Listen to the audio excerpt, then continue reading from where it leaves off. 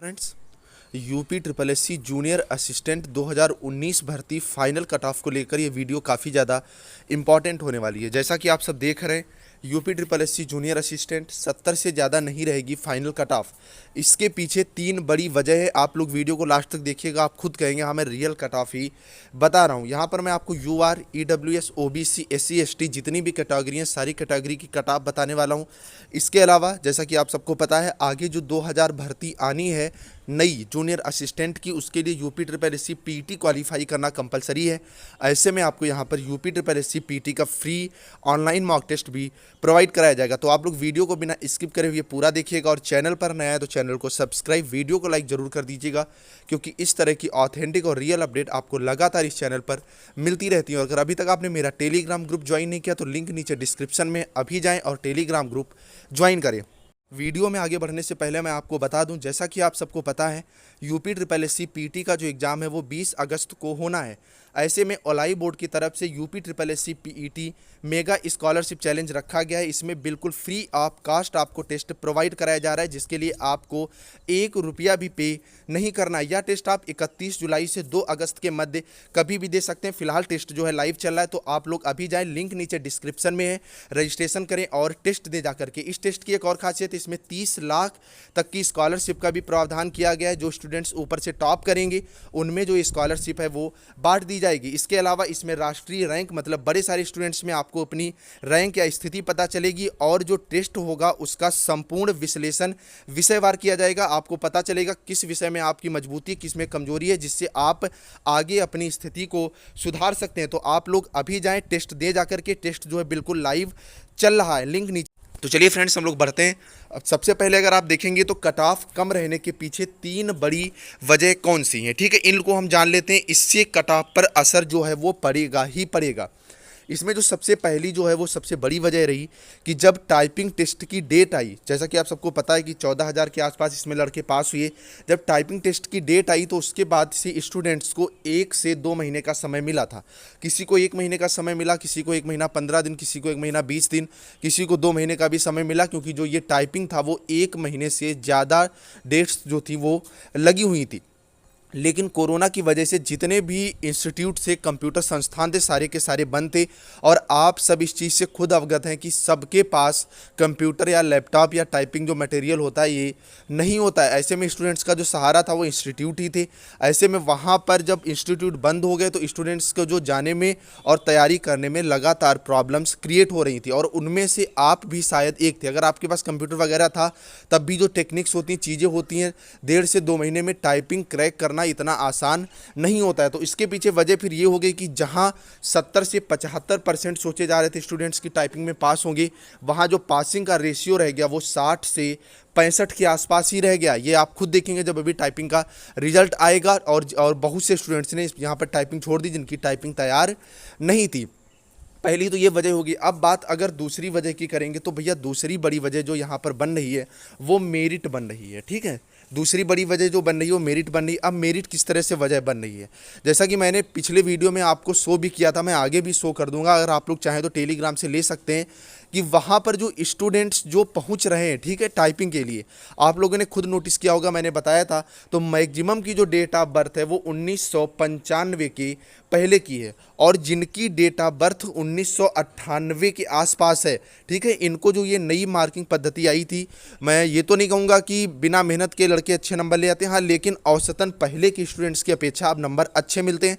तो जिनकी date of 1998 के आसपास तक है, 1997 के आसपास तक है, तो इनकी मेरिट जो है वो अच्छी ही बनी, ठीक है, इनकी मेरिट अच्छी बनती है। लेकिन इसके पहले के जो स्टूडेंट्स हैं तो ये लोग काफ़ी मेहनत करते थे, तब भी इनका फर्स्ट डिवीज़न आने में परेशानी होती थी। तो इन लोगों की जो मेरिट है उस पर भी यहाँ पर असर जो है वो पड़ रहा है। तो ये भी एक बड़ा रोल प्ले करेगा, क्योंकि जो 30 नंबर हैं वो आपके मेरिट के ही हैं। तो दूसरी बड़ी ये वजह है जो अब इस बार कट ऑफ को गिराएगी, जैसा कि मैंने आगे कट ऑफ में अभी बताया भी है। और तीसरी जो बड़ी वजह है वो खुशखबरी भी है और वजह भी है। जैसा कि आप सबको पता पता है कि 2016 जो टाइपिंग टेस्ट का रिजल्ट लटका हुआ था वो डिक्लेयर कर दिया गया है। इसके अलावा उसका डीवी और इंटरव्यू के लिए भी इसी महीने जो डेट है लगी हुई है। आप सबके बैच में आपको कुछ ना कुछ ऐसे ज़रूर मिले होंगे जो 2016 बैच में सिलेक्टेड हैं। ऐसे में जो स्टूडेंट 2016 वाले बैच का उसका सारा कार्यक्रम पहले हो रहा है, जो सिलेक्ट हो जाएगा, ठीक है, जो सिलेक्ट हो जाएगा वो 2019 का डीवी कराने आएगा ही नहीं। ऐसे में इससे भी बच्चों की संख्या कम होगी। फिलहाल मैं ये नहीं कह रहा हूँ इससे कोई बहुत ज़्यादा इफेक्ट पड़ेगा, हाँ, लेकिन अगर 10-20% भी इसका टोटल इफेक्ट पड़ जाता है तो ये मेरिट को जो है काफ़ी हद तक गिरा देगा। तो चलिए हम लोग बढ़ते हैं अब सीधे मेरिट आपकी क्या रहने वाली है। तो देखिए यहाँ पर अगर औसतन नंबर की हम लोग बात करें, आप सबको पता है औसतन नंबर, क्योंकि जो वजह रही है वो आप सब इन चीज़ों से खुद ब खुद अवगत है। और अगर बात आप मार्क्स की करोगे तो मार्क्स आपको खुद पता है कि मैक्सिमम स्टूडेंट्स जो है आपका वो 28 नंबर ही पा रहा है, जिसमें 20 नंबर उसके इंटरमीडिएट के और 8 नंबर जो हैं वो ग्रेजुएशन के हैं। और खेल की अगर बात करेंगे तो खेल के पास स्टूडेंट्स का रेशियो 10 से 15% है, तो उनको भी हम साइड में ही रख रहे हैं। तो अगर यूआर की आप बात करोगे तो प्री में 42 नंबर और जो आपका इधर जो आपका बनेगा मेरिट वाला 28 नंबर, इस तरह इनके 70 नंबर पर सिलेक्शन होने के चांस है। तो यहाँ पर मैं 70 से 72 करे दे रहा हूँ। अब नेक्स्ट बात आती है ओबीसी की, तो ओबीसी का भी भैया 70 से 72 पर ही सिलेक्शन होगा। आप लोग इस भूल में बिल्कुल मत रहिएगा कि ओबीसी कास्ट वाइज है, इसका हमें आरक्षण मिलेगा तो ये मेरी कट ऑफ जो है वो 68-70, ऐसा कुछ भी नहीं है। यूपी SSSC की बड़ी सारी ऐसी वैकेंसी अगर आप लोगों को पता होगा कि जिसमें यूआर से ज़्यादा ओबीसी की कट ऑफ चली जाती है, लेकिन यहाँ मैं ज़्यादा की बात नहीं कर रहा, लेकिन यूआर, ओबीसी, ईडब्ल्यूएस, ये तीनों की तीनों कैटेगरी की जो कट ऑफ है वो 70 से 72 के बीच में रहेगी। आप लोग स्क्रीनशॉट लेकर के रख लीजिएगा, जो ये सब बता रहे हैं 75 रहेगी, 76 रहेगी, ऐसा कुछ नहीं होने वाला है। प्री में भी सब अनुमान लगा रहे थे 45-48, लेकिन फाइनली क्या हुआ, जो कट ऑफ थी वो 42 पॉइंट कुछ नंबर पर आकर के रुक गई। नेक्स्ट अगर बात भैया आप एससी कैटेगरी की करोगे तो एससी कैटेगरी की जो कट ऑफ है वो 40 + 28 68 के आसपास रहने वाली। देखिए बात क्या हो जाती है, जैसे यूआर है, ठीक है, तो उसकी उस हिसाब से वैकेंसी, अगर ईडब्ल्यूएस की बात करोगे तो उसकी वैकेंसी जो थी 150 के आसपास थी, ओबीसी की बात करोगे तो उसकी वैकेंसी उस रेशियो में थी। तो ऐसे में आपकी जो फाइट होनी है वो आपकी कास्ट वाइज ही होनी है, तो जो कट ऑफ है उस पर असर ज़्यादा यहाँ पर नहीं पड़ने वाला है। तो एससी की कट ऑफ 40 + 28 68 के आसपास रहने वाली है। वहीं एसटी की अगर आप बात करोगे तो 33 + 28 60, हाँ, लेकिन अगर एसटी से आप बिलोंग करते हैं, आप 58 से 63 के बीच में है, तो आपके सिलेक्शन होने के चांसेस यहाँ पर बढ़ जाते हैं। और एससी जो है, एससी की कट ऑफ मैं पहले ही क्लियर कर दूं, 68 से ज़्यादा नहीं जाएगी, ठीक है, 68 से ज़्यादा नहीं जाएगी। अगर 65 से 68 के बीच में आपके मार्क्स हैं तो यहाँ पर आपका एससी कैटेगरी से सिलेक्शन होने के चांस बढ़ जाते हैं। नेक्स्ट बात कर लेते हैं भैया फीमेल्स की। तो फीमेल्स के साथ प्री में क्या हुआ आप सब जानते ही हैं।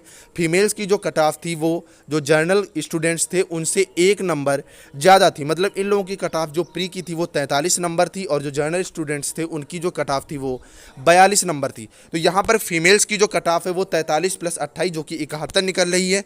लेकिन अगर आप फीमेल कैटेगरी से हैं तो आप अपने को यूआर के इक्वली समझे, मतलब 70 से 72 नंबर अगर आपके बन रहे हैं टोटल, तो यहाँ पर सिलेक्शन होने के पूरे चांसेस हैं। फिलहाल सिलेक्शन प्रक्रिया में आपको पता है नॉर्मलाइजेशन पद्धति अपनाई जाएगी, लेकिन यूपी SSSC आयोग के द्वारा नॉर्मलाइजेशन पद्धति का कोई ज़्यादा इफेक्ट आप लोगों पर नहीं पड़ेगा, तो आप लोग उसको भूल जाए। जितना भी आपका मार्क्स बन रहा है आप सबने खुद काउंट किए होंगे, उसमें अपने 28 जोड़ के देख लें। अगर आप इस कट एरिया में आ रहे हैं तो आपके सिलेक्शन के चांस ज़्यादा से ज़्यादा हैं। फिलहाल आप लोग कमेंट में ज़रूर बताइएगा कि आपका प्री का और मेरिट का टोटल मार्क्स कितना बन रहा है, और ये भी बताइएगा कि जो मैंने एनालिसिस किया ये सही था या नहीं था, और वजह जो रही वो कैसी रही। और जाते जाते टेस्ट देना आप लोग बिल्कुल मत भूलिएगा, और चैनल को जरूर सब्सक्राइब कर लीजिएगा, क्योंकि आगे भी आपको इस तरह की अपडेट लगातार मिलती रहेंगी। चलिए फ्रेंड्स, मिलते हैं नेक्स्ट अपडेट के साथ, तब तक के लिए बाय बाय।